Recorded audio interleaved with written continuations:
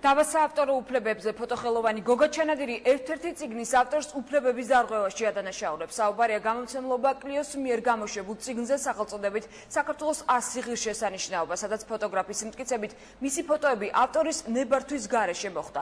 რა არგუმენტები აქვს მეორე მხარეს, ამას სოფო ოხანაშვილი მოგყვება, რომელმაც წიგნის ავტორების პოზიცია უკვე გაიცნო. სოფო გისმენთ.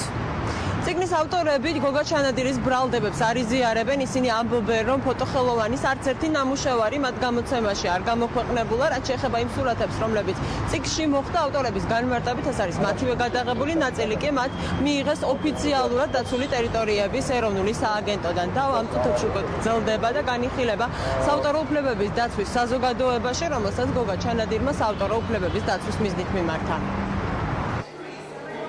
დირექტორს და თუ მან არ იცის თავშობთ რამდენი ფოტოა და რა. ერთი ფოტო მეცნე მე მეორე მესამე რომ მიყევი და აღმოაჩინე რომ რამდენი ფოტო არის ჩემი გადაღებული მე გადავამოწმე კომპიუტერში. მაგალითად აი ეს ფოტო მე გადავიღე 2008 წლის წელს ანაკლიაში და ინახეთ აქ არის სამ ფოტოზე სადაც ერთი ნავი ჩანს. ეს ფოტოს კადრია. შევადაროთ რა იგივე კადრია. ნახეთ ნიასებს დააკვირდე დეტალებს მიხვდებით რომ იგივე ფოტოა. ჩანადირს მე პირადად დავრეცნა, არ თქონია არანაირი კონტაქტი.